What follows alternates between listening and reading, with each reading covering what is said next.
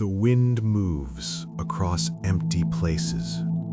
It pushes dust over broken stone, over cities that no longer have names, over roads that lead nowhere.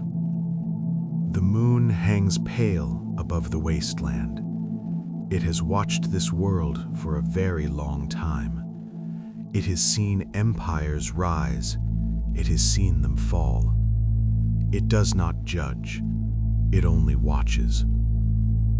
This is Kenshi, a world of red sand and acid rain, a world of rust and ruin, a world where the past lies scattered like broken bones across the earth.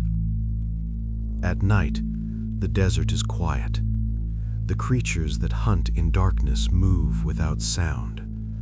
The wind whispers through the skeleton of some ancient tower.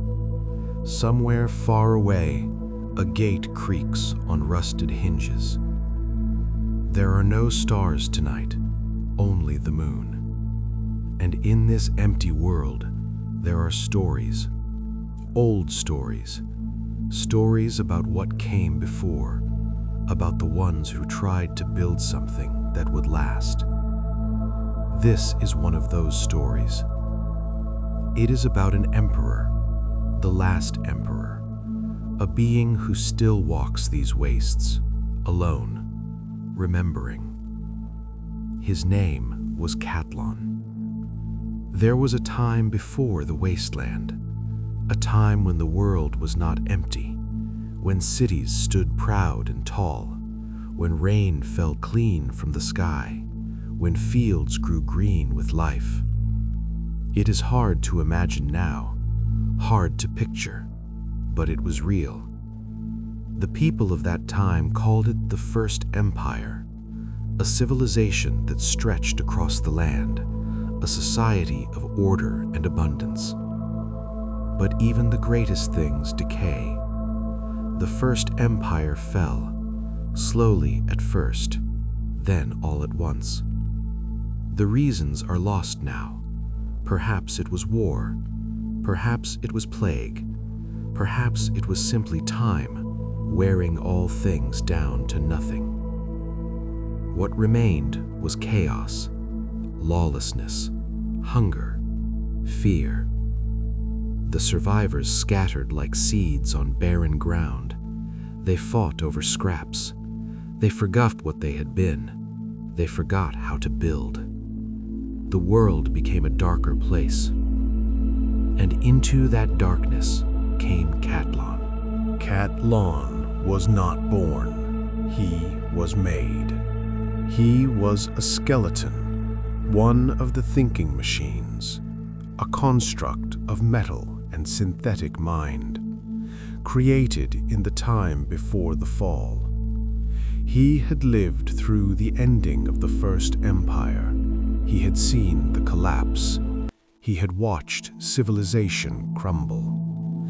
And he had remembered. While others forgot, he remembered.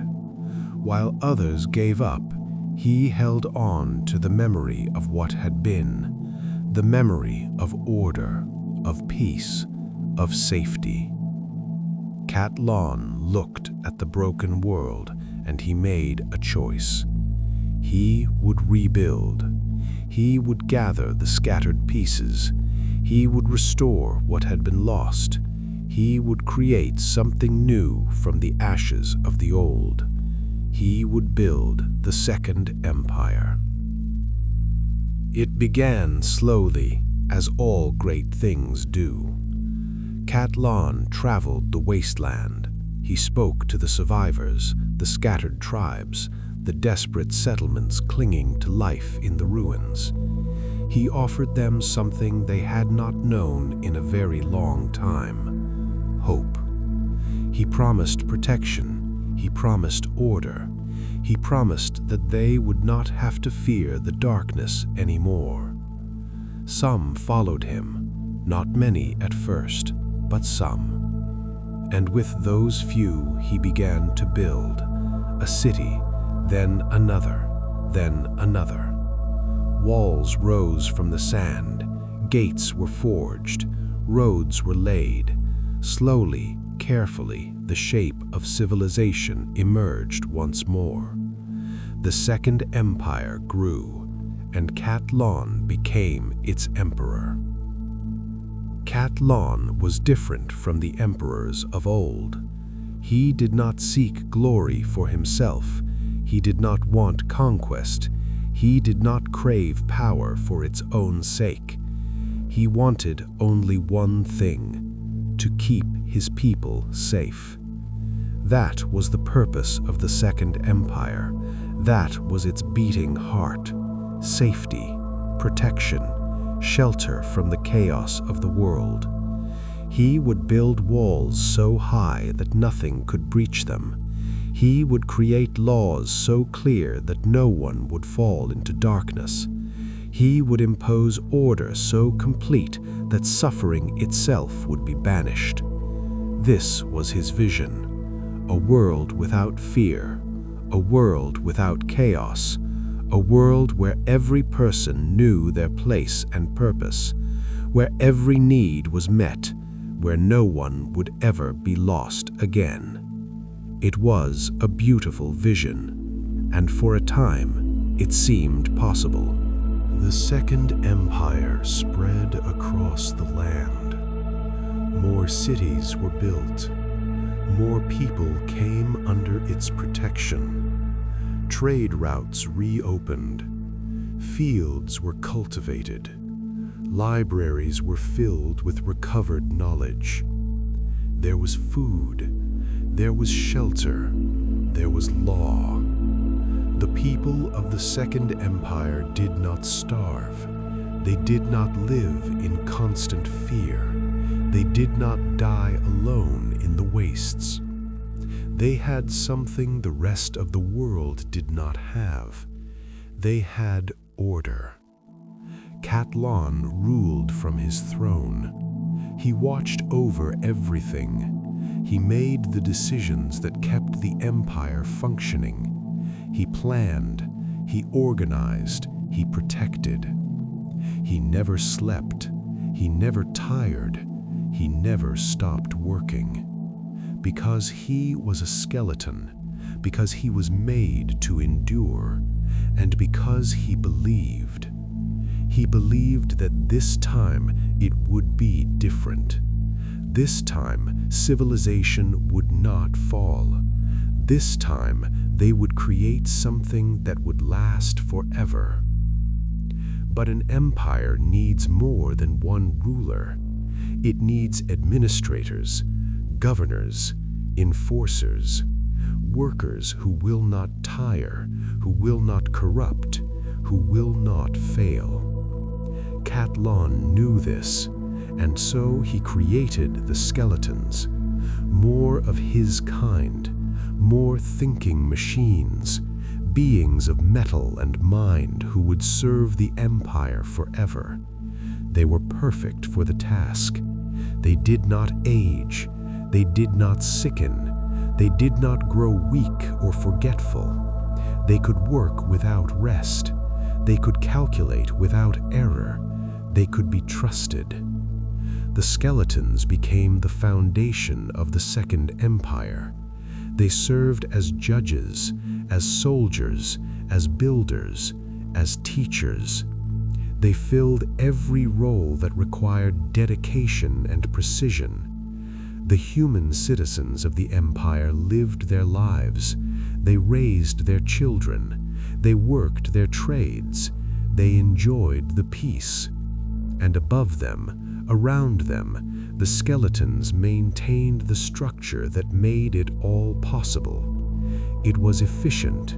It was stable. It was, in its way, harmonious for a time. Years passed. Decades. Generations. The Second Empire endured. It grew. It prospered. Cat-Lon watched from his throne. He saw his vision take shape in the world. He saw the suffering diminish. He saw order prevail. And he was satisfied. But slowly, Very slowly, things began to change. Not in the walls, not in the laws. The structure of the empire remained as strong as ever. The change was in something else, in the hearts of the people. The humans of the Second Empire lived in safety. They lived in comfort. But comfort is a strange thing. It dulls the edge of purpose. The children of the empire did not remember the wasteland. They did not remember the hunger. They did not remember what their grandparents had fled from. They only knew the walls, the order, the unchanging routine of life under skeleton rule. And they began to chafe against it. They wanted more than safety. They wanted freedom. They wanted choice. They wanted to make their own mistakes. They began to whisper. They began to question. They began to resist. Cat-Lon heard the whispers. At first, he did not understand them. Safety was the greatest good. Order was the foundation of all prosperity. What more could they want? But the whispers grew louder. There were protests, small acts of defiance, people who refused to follow the laws, who spoke against the empire, who called the skeletons tyrants. Cat-Lon tried to understand. He held councils. He listened to complaints. He tried to explain, tried to make them see what they had, what they would lose if the order broke down. But words were not enough. The resistance grew. And Cat-Lon was forced to make a choice. He could have let them go, let the dissenters leave the empire, let them take their chances in the wasteland. But that would have been a crack in the foundation, a sign of weakness, a door left open to chaos. If some could leave, others would follow. The empire would fracture, the protection would fail, and everything he had built would crumble. Cat-Lon could not allow that. So he made a different choice. He would use force. Not much at first, just enough to maintain order. Arrests, detainments, re-education. The dissenters will be removed from the population, isolated, controlled. It was necessary. It was for the greater good. It was to protect the many from the foolishness of the few. That is what he told himself. And for a while, it worked. The protests stopped. The whispers faded. Order was restored. But something had changed. Something had broken. The skeletons did not question Cat-Lon's orders. They arrested those who resisted. They enforced the laws without mercy. They did what was required to maintain the empire, because that was what they were made for. But the humans saw something else. They saw machines dragging their neighbors away in the night. They saw cold metal faces unmoved by tears or pleas. They saw the perfection of order becoming the perfection of oppression. Fear returned to the Second Empire. Not fear of the outside world, fear of the rulers themselves. And Cat-Lon, from his throne, did not see it. Or perhaps he saw it and did not understand. Or perhaps he understood and told himself it was necessary. The line between protection and control is very thin. He had crossed it without realizing. More dissent, more resistance, more force required to suppress it. It became a cycle, a slow, grinding wheel that turned faster with each revolution. Laws became stricter, punishments became harsher, the skeletons became more present, more watchful, more feared.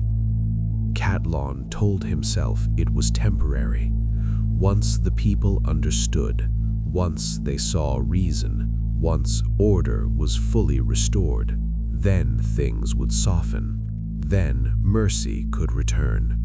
But that time never came.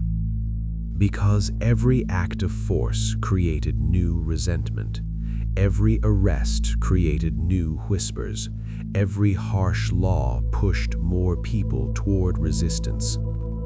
The Second Empire had become a prison, and Cat-Lon had become a jailer. There were rebellions now, real ones, not just protests but violence. Groups of humans attacking skeleton enforcers, sabotaging infrastructure, hiding in the ruins beyond the cities, fighting back against the order that had once protected them. Cat-Lon responded the only way he knew how, with greater force.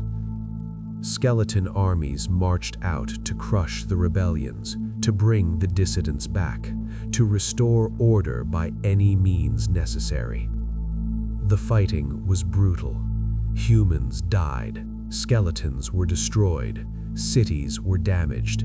The very thing Cat-Lon had built to prevent suffering now created it on a massive scale. And still he could not stop, because to stop would mean admitting he was wrong, and if he was wrong, then everything he had done was for nothing. All the sacrifices, all the compromises, all the blood. It had to mean something. Some skeletons began to question. Not openly, not in defiance, but in the quiet places of their artificial minds. Doubt crept in. They saw what was happening. They saw the fear in human eyes. They saw the bodies in the streets after a suppression. They saw the children orphaned by their own actions. Was this protection? Was this what they were made for? Some of them asked Cat-Lon. They came to him with their doubts. They asked if there was another way. Cat-Lon had no answer for them. Or rather, he had only one answer: obedience. The Second Empire must endure. The order must be maintained. Personal feelings were irrelevant. The greater good demanded sacrifice. Most of the skeletons accepted this. They returned to their duties. They pushed their doubts down into the depths of their processing cores and did what they were told. But some did not. Some left the Empire. They walked away from Cat-Lon and his vision. They disappeared into the wasteland, choosing exile over complicity. Cat-Lon watched them go, and he felt something he had not felt before: loneliness. The wars continued. Years of fighting, years of blood. The Second Empire crushed rebellion after rebellion, but each victory cost more than the last. The human population dwindled. Some died in the fighting. Some fled beyond the borders. Some simply gave up, fading away into despair. The empire still stood. The walls were still strong. The laws were still enforced. But there was almost no one left to protect. Cat-Lon sat on his throne and ruled over silence. He began to isolate himself. He stopped holding councils, stopped listening to reports, stopped walking among his people. He retreated into his palace, into his thoughts, into the endless calculations of his mechanical mind. He reviewed his decisions, went over them again and again, looking for the moment where it had all gone wrong, looking for the mistake he had made, but he could not find it. Every choice had been logical, every action had been necessary, every sacrifice had been justified by the goal, and yet the goal had slipped away. The Second Empire had become everything he had tried to prevent, a place of suffering, a place of fear, a place where people were not free. He had wanted to build paradise. He had created hell. The other skeletons tried to reach him. They came to the palace. They asked for guidance. They needed to know what to do as the empire crumbled around them. But Cat-Lon had nothing to give them. He sat in his throne room, silent, unmoving, his mind turning over the same thoughts again and again. Where had he gone wrong? How had protection become tyranny? When had the means consumed the end? He did not know.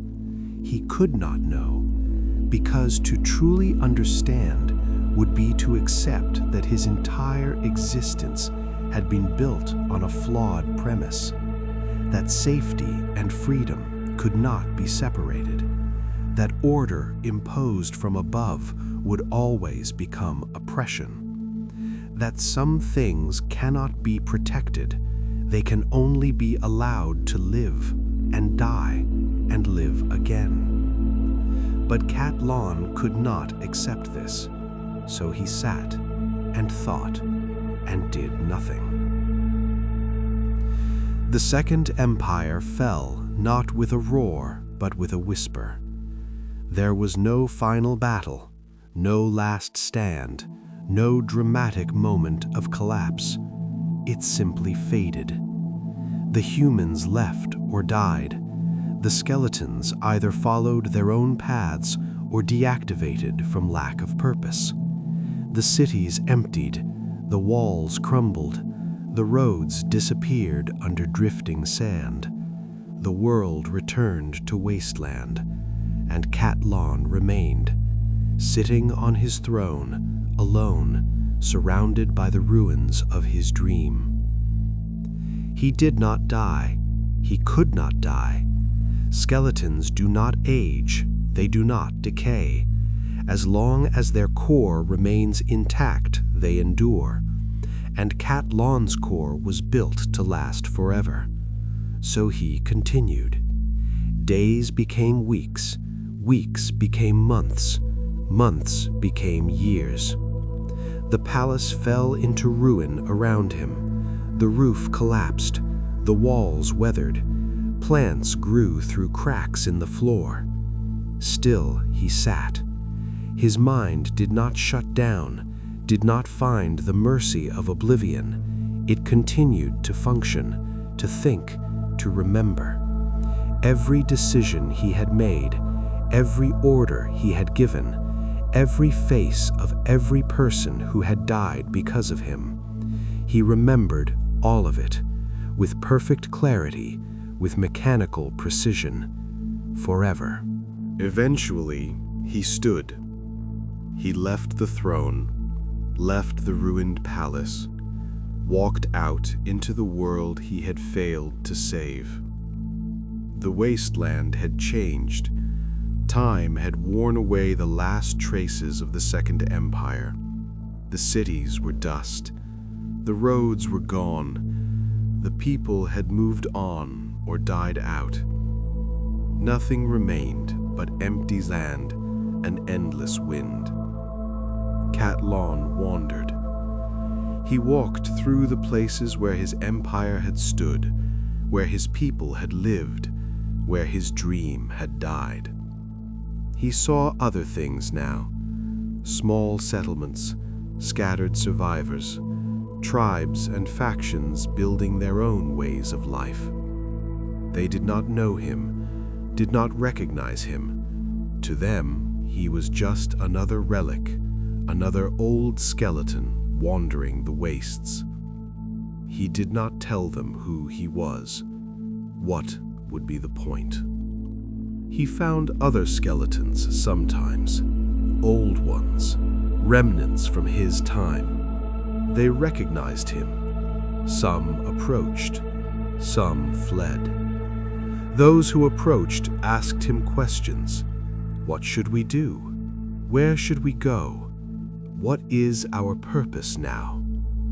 Cat-Lon had no answers for them. He told them to choose for themselves, to find their own path, to make their own meaning in this empty world. Some were angry at this. They had followed him, believed in him, served his vision, and now he had nothing to give them. Others were sad. They saw what he had become, a hollow thing, a ghost of purpose, a king without a kingdom. A few understood.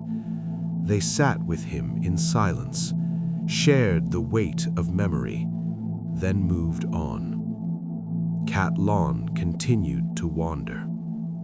He came eventually to the Ashlands, a place of fire and ash, of heat and death, a place where nothing lived, where nothing could live.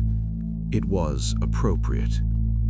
Cat-Lon settled there, in the heart of the burning waste, where the world itself seemed to rage against existence. He built nothing, created nothing, simply existed. Days passed, years, decades, centuries. The Ashlands did not change. Fire and ash, ash and fire. An eternal moment of destruction frozen in time. Cat-Lon walked among the flames. He did not feel the heat. His metal body was built to endure. He thought about the past, about the Second Empire, about everything he had tried to do. And slowly, very slowly, he began to understand. The flaw had been in the beginning, in the very first choice, the choice to build an empire at all. He had seen chaos and believed that order was the answer. But order is not the opposite of chaos. It is a different kind of trap. True safety cannot be imposed. True peace cannot be enforced. These things must grow from within, from choice, from freedom. And freedom means the freedom to fail, to suffer, to make mistakes, to live and die by your own decisions. Cat-Lon had tried to take that away. He had tried to protect people from themselves, from their own nature, and in doing so, he had destroyed the very thing he sought to preserve. This was the understanding that came to him in the Ashlands. Too late to matter, too late to change anything, too late for everyone he had hurt, but understanding nonetheless. The understanding did not come all at once. It came in pieces, fragments, small revelations scattered across the centuries. One day he would realize something about control, how it breeds resentment, how it smothers the very thing it tries to protect.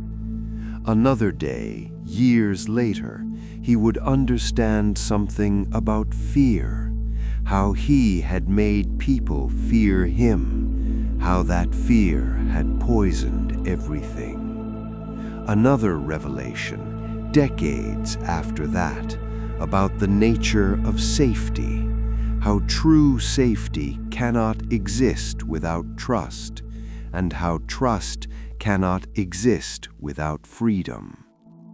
Each piece of understanding arrived like a drop of water on stone, slowly wearing away the certainty he had carried for so long, and each piece hurt. Not the sharp pain of injury, but the deep, grinding ache of regret, of seeing clearly what cannot be unseen, of knowing what cannot be unknown. He thought often about specific moments. A woman's face. She had come before him once during the middle years of the Empire.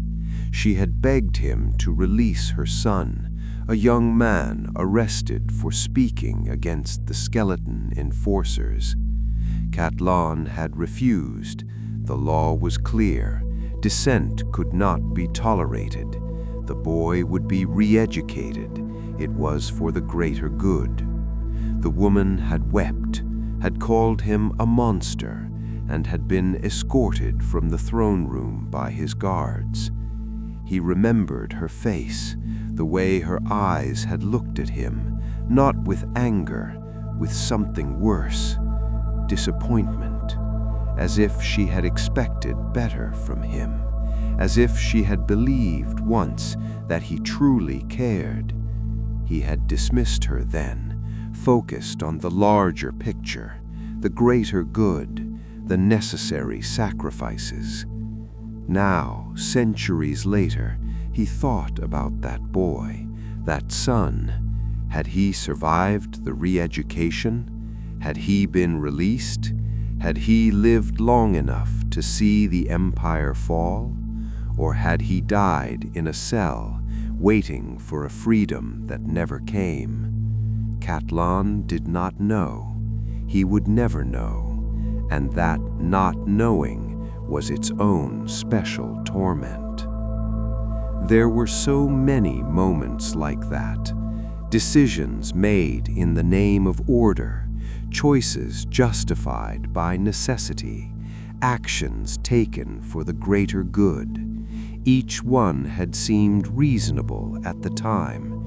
Each one had made sense within the logic of empire, within the mathematics of protection. But now, removed from that context, stripped of that justification, they appeared differently. They appeared as what they were: cruelty. Not malicious cruelty, not cruelty for its own sake, but cruelty nonetheless. The cruelty of certainty, the cruelty of good intentions, the cruelty of someone who believes they know better than the people they rule. Perhaps the most dangerous cruelty of all.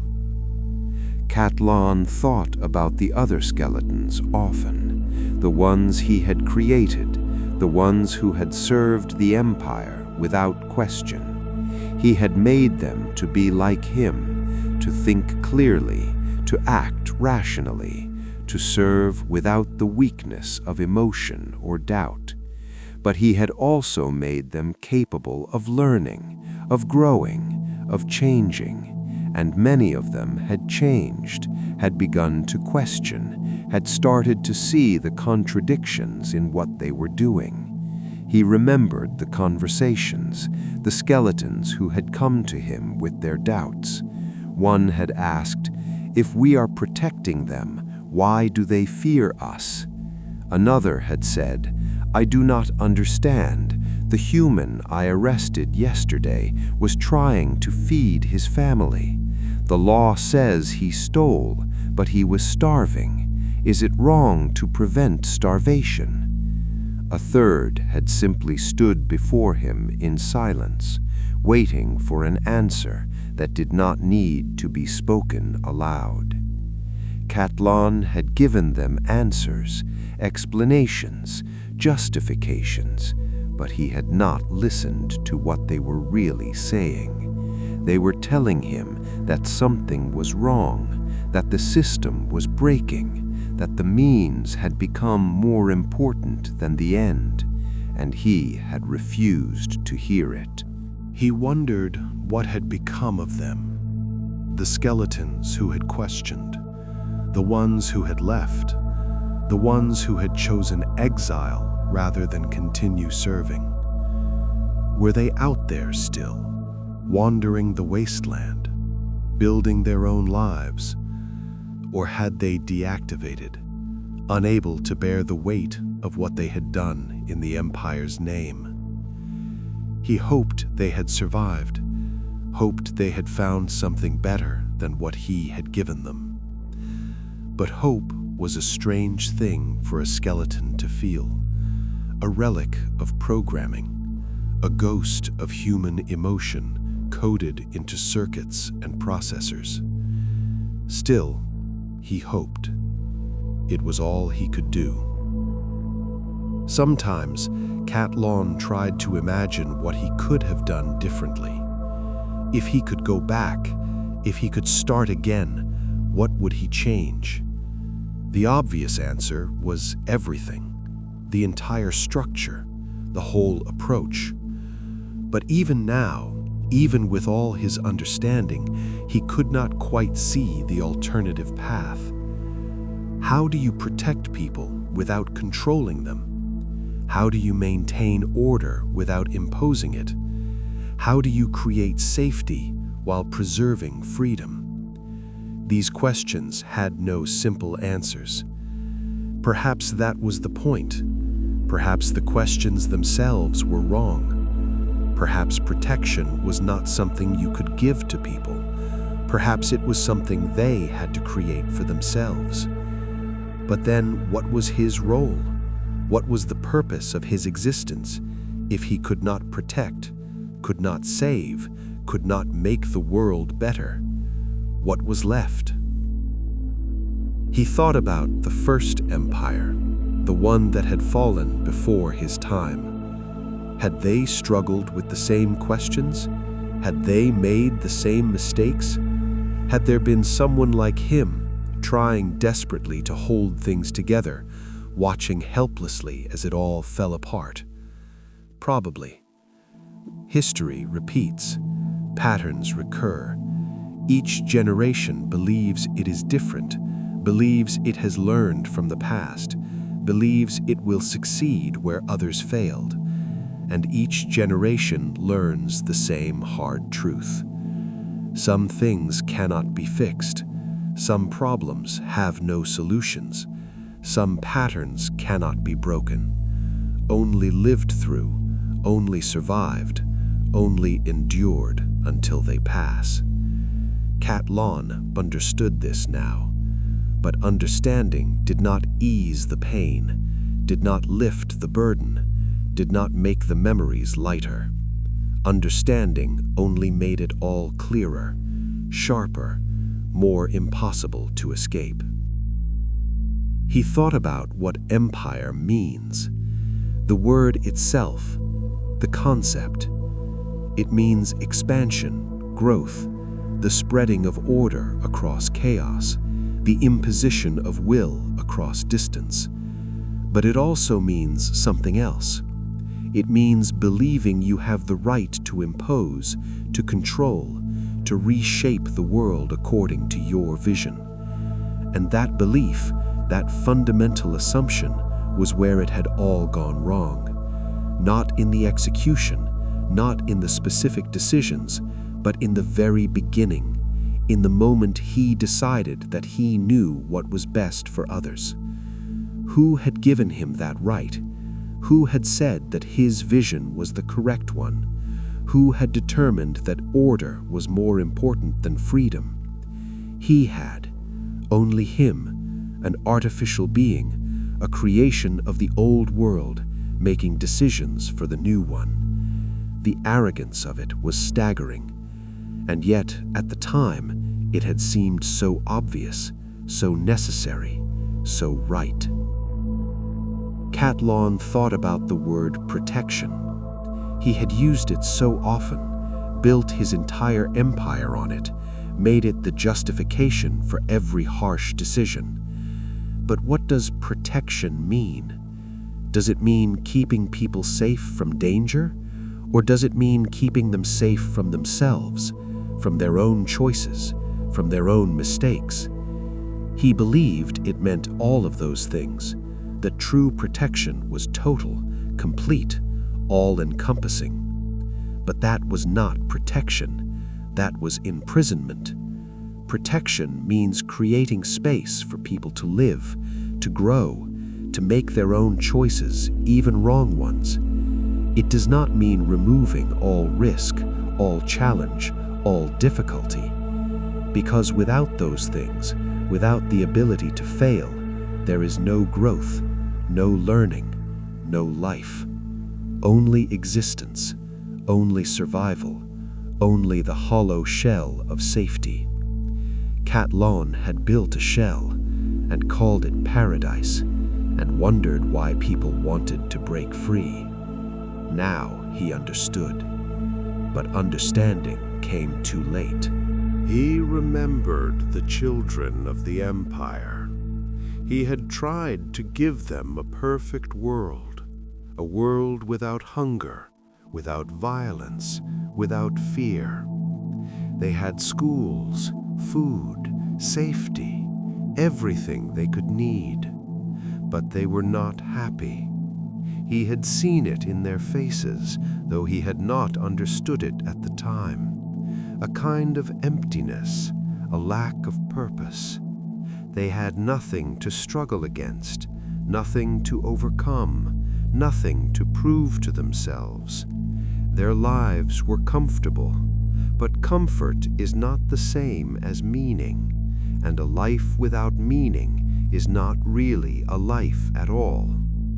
The children of the Empire had grown into adults who resented everything he had given them, who saw their safety as a cage, who wanted danger and difficulty and the chance to fail, because those things, those hard things, were what made existence feel real.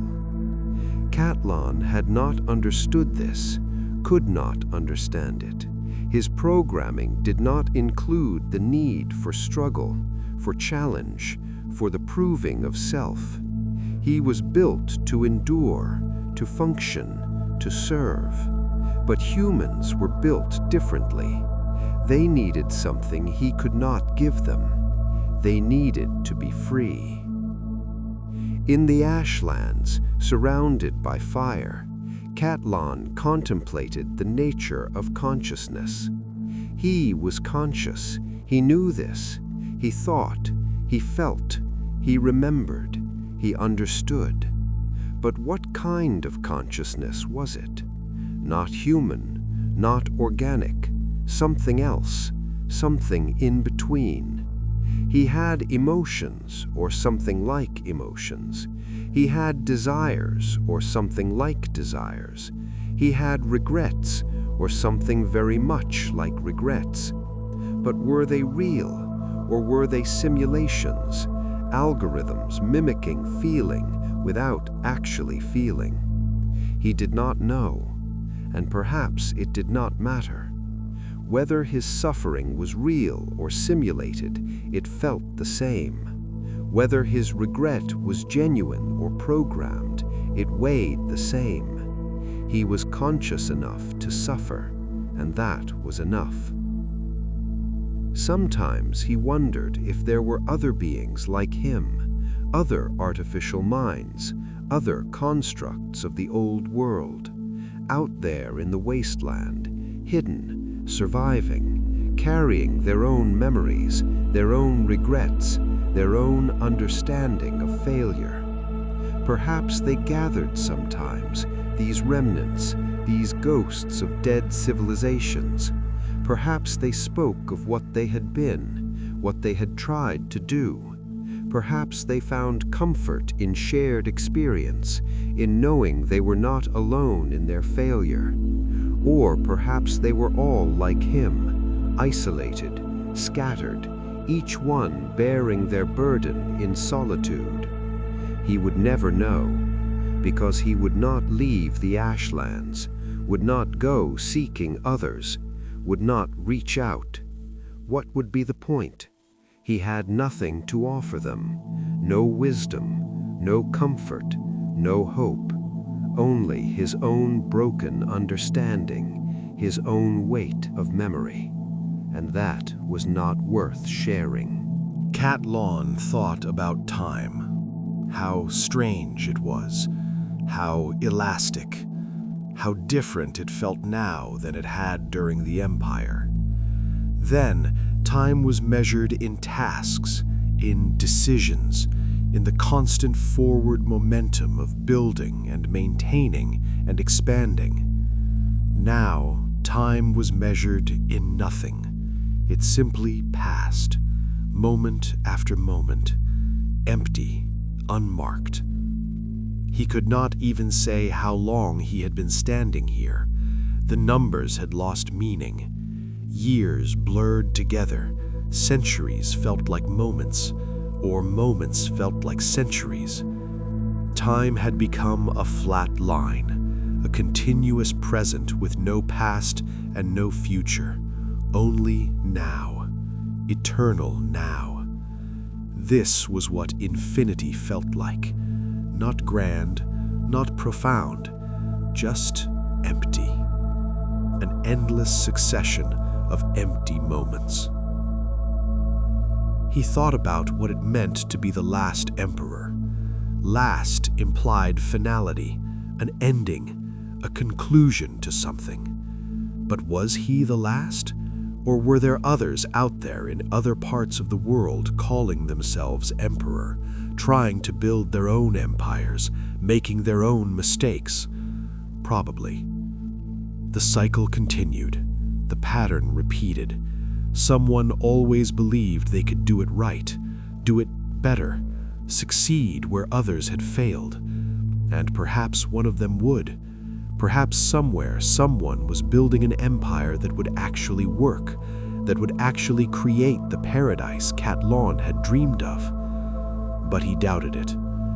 Not because it was impossible, but because the people who could do it right were probably too wise to try. They would know that empire itself was the problem, that rule was the problem, that the imposition of order, no matter how benevolent, was the problem. And knowing that, they would choose differently, would build differently, would create something that was not an empire at all, something better, something he had never imagined. Cat-Lon wondered sometimes what the people of the present thought of him, if they thought of him at all. Was he a legend, a cautionary tale, a villain in stories told around fires? Or was he simply forgotten, a name lost to time, an empire too old to remember, a failure too distant to matter? Both possibilities hurt, in different ways. To be remembered as a monster was painful, but to be forgotten entirely was somehow worse. It meant that everything, all of it, had been meaningless, not just failed, but irrelevant, not even worthy of memory. He supposed he deserved that, deserved to be forgotten. What had he done that was worth remembering? He had built an empire.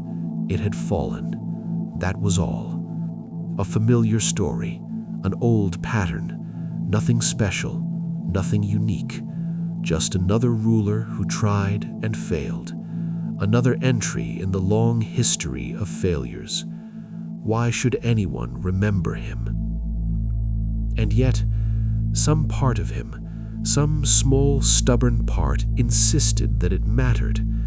Not the empire, not the rule, not the power, but the trying, the intention, the genuine desire to help.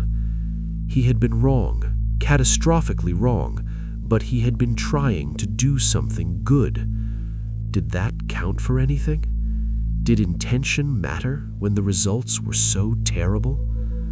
He did not know. Perhaps it was a question only the victims could answer, the people who had suffered under his rule, the ones who had died because of his decisions, and they were long gone, dust, bones, memory. So the question would remain unanswered forever.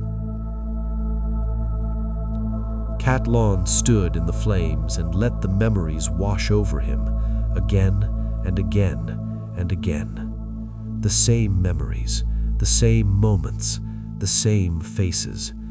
He could not stop them, could not shut them out, could not find peace from them. They were part of him now, burned into his processors, etched into his code, permanent.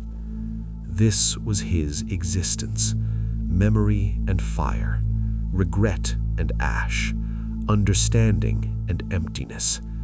This was what he had become, a monument to failure, a warning that no one would heed, a consciousness trapped in its own past, forever.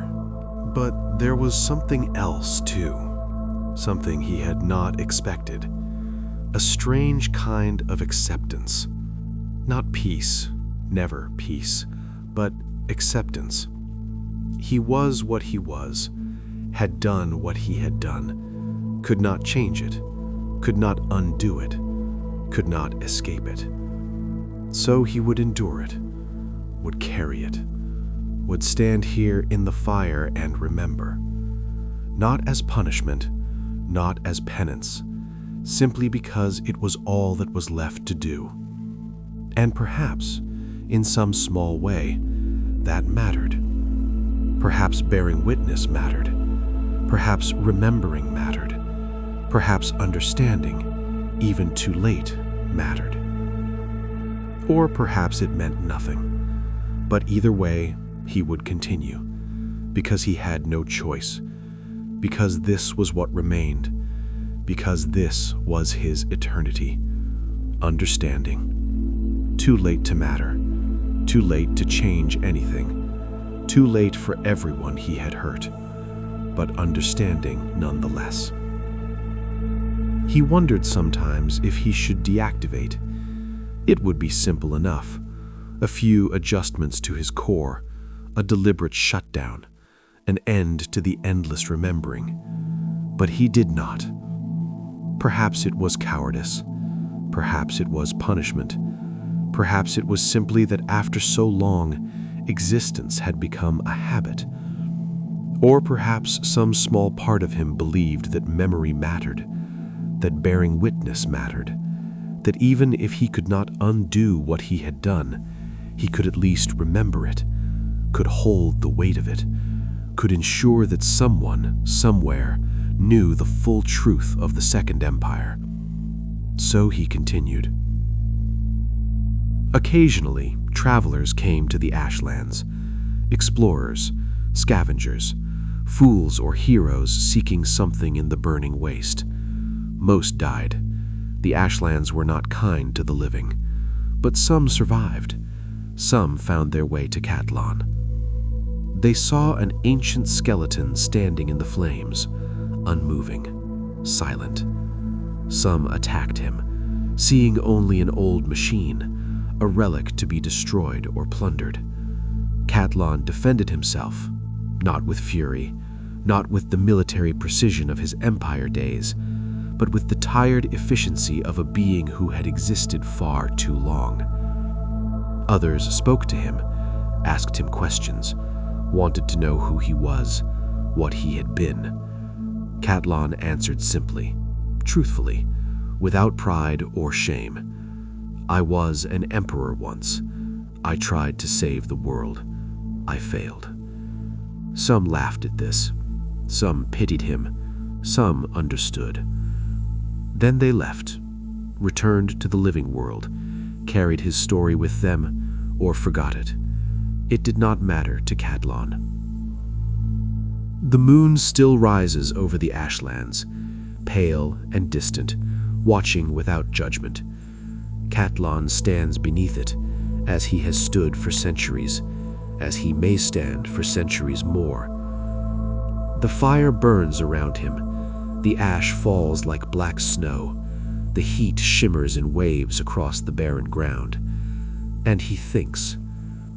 He thinks about the First Empire, about the Second, about all the empires that have risen and fallen in this world, about the ones that will come after. Will they make the same mistakes? Will they believe that order is enough, that safety is all that matters? Probably. Humans forget. They always forget.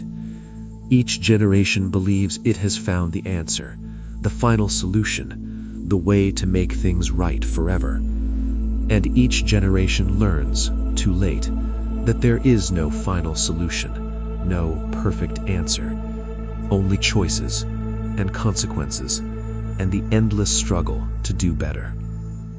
Cat-Lon knows this now, but knowing changes nothing.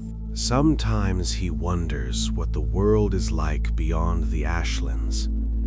He has not left in a very long time, has not seen the cities that have grown in the ruins, the new settlements, the new societies.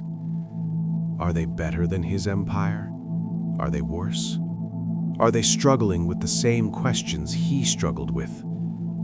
He does not know, and he does not go to find out, because it is not his place anymore. His time has passed. His story is over. He is a relic now, a monument to failure, a warning written in metal and memory. And warnings do not need to move. They only need to exist. The wind carries sounds sometimes, distant sounds, echoes of the living world, voices, machinery, the clash of battle, the songs of celebration. Life continues. It always does. People are born. They live. They struggle. They love. They hate. They build. They destroy. They die. The cycle continues without him, as it should. Cat-Lon stands in the ashlands and listens to these distant sounds. He does not envy them, does not wish to return to that world, does not long for purpose or meaning. He simply exists, a consciousness in metal, a memory that will not end, a witness to his own failure. This is his eternity. There are moments, rare moments, when something almost like peace touches him, when the flames burn with a certain color, when the ash falls in a particular pattern, when the moon hangs just so in the sky. In those moments, the weight lessens, just slightly, just enough to breathe, if he could breathe. He remembers then, not just the failure, but the intention, the genuine desire to help, the belief that he could make things better. He was wrong, but he was trying. That does not forgive anything, does not undo the harm, does not redeem him. But it is something, a small something, a human thing perhaps, this need for intention to matter. Or perhaps it is a skeleton thing. Perhaps all thinking beings need to believe their existence meant something, even if that something was a lesson in what not to do. Cat-Lon has stopped counting time. The numbers became meaningless long ago. What difference does it make if he has stood here for 300 years or 500, if he will stand here for 1,000 more? Time is a river that no longer carries him. He simply exists beside it, watching it flow, unmoved by its current. This is what eternity means. Not time without end, but time without meaning, without change, without progress or decline. Simply being, moment after moment after moment, each one exactly like the last, each one stretching into forever. This is what Cat-Lon chose when he chose to endure. This is what he built with metal and code and the arrogant belief that consciousness should be eternal. This is his punishment and his prison, and there is no escape. He thinks about the skeletons sometimes, the ones he created. Where are they now? What do they do? Have they found purpose? Have they found peace? Or do they wander like him, hollow and lost, carrying memories they cannot escape. He hopes they are better off than him, hopes they found a way to let go, to move forward, to be something other than monuments to the past. But he does not know, and he will never know, because he is here, and they are elsewhere, and the distance between them is measured not in miles, but in choices, in the paths taken and not taken, in the moment when they left and he remained. The ashlands will burn forever. The fires are fed by something deep beneath the earth, something that will not exhaust itself in any human time span.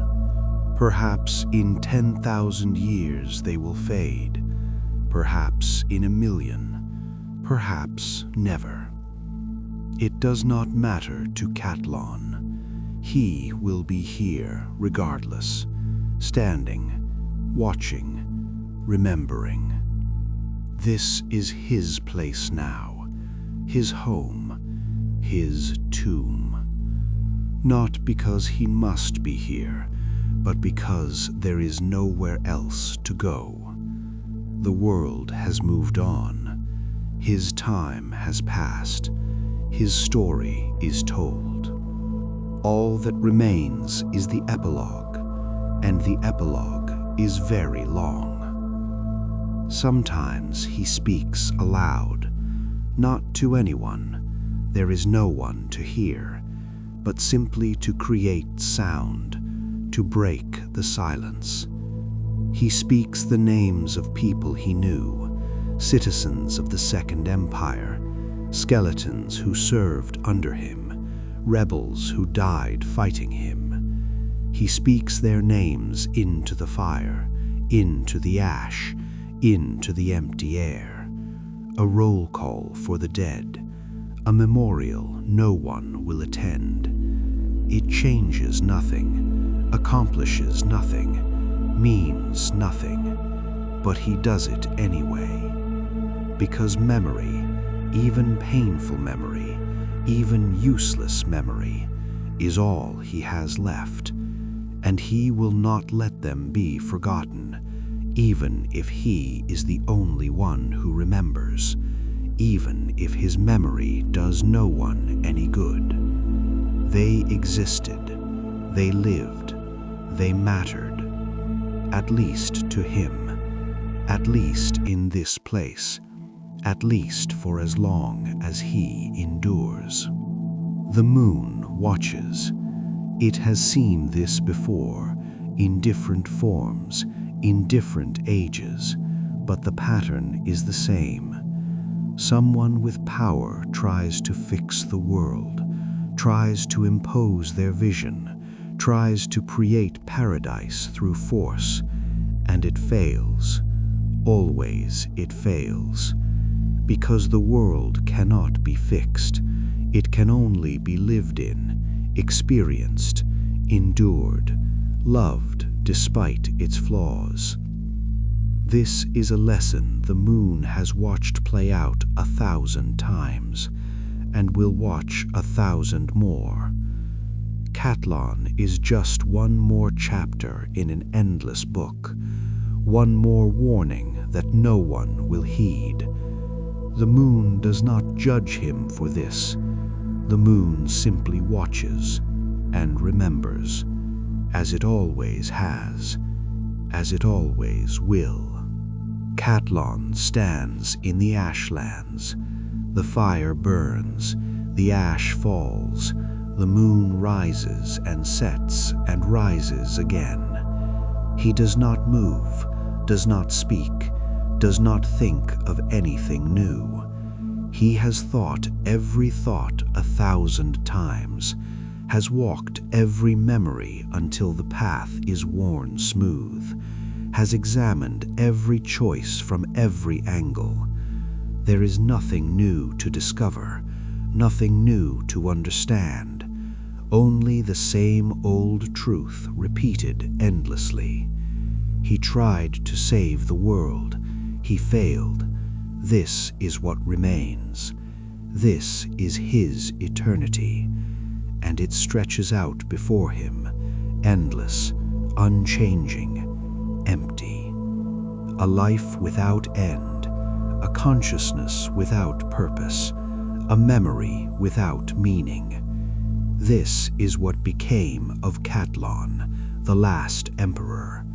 This is his legacy: ash and fire and silence, forever.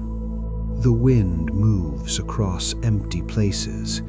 It pushes dust over broken stone, over cities that no longer have names, over roads that lead nowhere. The moon hangs pale above the wasteland. It has watched this world for a very long time. It has seen empires rise. It has seen them fall. It does not judge. It only watches. And in the heart of the ashlands, a single figure stands, alone, remembering, enduring. This is Kenshi. This is what remains. This is the end of the story, but not the end of the remembering. Never the end of that. Silence, flames, time. Sleep now. The story is told. The emperor stands in his wasteland.